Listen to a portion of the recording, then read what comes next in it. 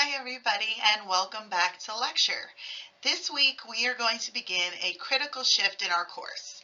And we're going to shift from how drugs are produced and trafficked to how society, courts, and policymakers assign responsibility when drug-related harm occurs.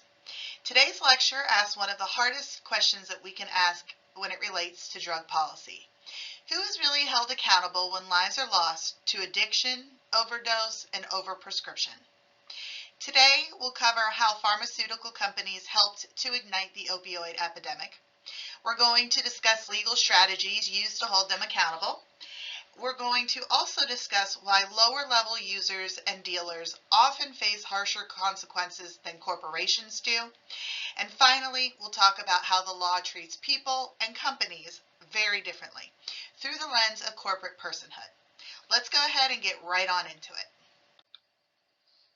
In the late 1990s and early 2000s, doctors across the United States began prescribing powerful opioids like OxyContin, Vicodin, and Percocet at unprecedented rates. This was fueled in part by a shift in medical culture that framed pain as the fifth vital sign and encouraged aggressive treatment. But behind that cultural shift was a marketing machine. Pharmaceutical companies, especially Purdue Pharma, promoted opioids as safe and non-addictive, despite internal knowledge that the drugs carried high risks of dependence.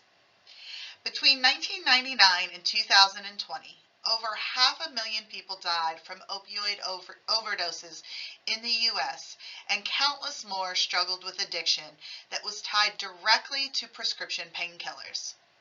What began in the exam room didn't stay there. It spilled into illegal heroin markets and eventually into fentanyl as well. But let's spend some time focusing on Purdue Pharma. Purdue introduced OxyContin in 1996 and aggressively promoted it to physicians, often downplaying its risk and encouraging off-label use. Sales reps were incentivized to push higher doses and long-term prescription. The result? Well, massive profits and a nationwide addiction crisis. Over time, thousands of cities, counties, and states sued Purdue and its owners, the Sackler family, alleging that they were misleading marketing, they were failing to warn about addiction risks, and they were contributing directly to the opioid epidemic. In 2019, Purdue filed for bankruptcy under the weight of the litigation posed against them. As part of its bankruptcy settlement, the Sacklers agreed to pay over $6 billion, but notably they did not admit to any wrongdoing, and the deal shielded them from future civil liability. So here's the paradox. A company can help ignite a national crisis, pay to exit the courtroom, and its executives walk away without any criminal charges. That's accountability of a kind, but is that justice? Probably not. Let's take a moment to dig deeper into the legal concept that underpins how companies like Purdue Pharma can be sued, fined, and even dissolved without holding any one person criminally liable. It's the concept of corporate personhood. This doctrine has its deep historical roots in U.S. law, going all the way back to the early 19th century. Where does corporate personhood start? With the case of the trustees of Dartmouth College v. Woodward, 1819. In this Supreme Court case, it was established that corporations are entitled to the same protection of contracts as individuals. Dartmouth College, a historically private institution, was seen as a legal entity, meaning that it was distinct from the founders or from the state itself, and the court ruled that its charter was a binding contract that was protected under the Constitution. This ruling laid the foundation for viewing corporates as separate legal persons, meaning entities that could be sued, that can sue, and who can also enter into contracts. This concept was also reinforced in a continuing Supreme Court case called Clara County v. Southern Pacific Railroad from 1886. This case is often thought very controversially as being the beginning of constitutional rights for corporate persons. While the court didn't explicitly rule on personhood, the court reporter's summary stated that the justices believed corporations were, quote, persons under the 14th Amendment, which was originally designed to protect formerly enslaved people. That interpretation opened the door to corporations being able to claim equal protection under the law, due process rights, and eventually even free speech rights. Over time, these rights expanded, but responsibilities and liabilities didn't exactly expand at the same pace. So why does all of this matter for drug policy? Well, if Purdue Pharma is a person in the eyes of the law, then that means it could be fined, sued, and held liable in civil court. But it also means that individual executives can claim insulation from legal consequences unless prosecutors can prove indirect criminal intent and personal action. So what is the result? We see massive settlements, bankruptcy organizations, and corporate dissolution without jail time or criminal charges for anybody at the top. Critics argue that this creates a two-tier justice system.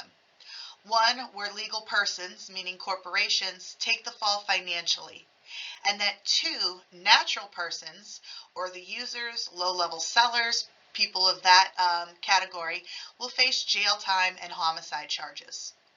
Proponents argue that corporate personhood is necessary to protect legitimate business operations and innovation. But in the context of the opioid epidemic, it raises a difficult question. If a company can act like a person, why can't we hold it accountable like one? While companies often avoid criminal court, individual users and low-level dealers face some of the harshest penalties in the criminal justice system. One example, drug-induced homicide laws. These laws allow for prosecutors to charge somebody with homicide if they provide a drug, legally or illegally, that causes a fatal overdose.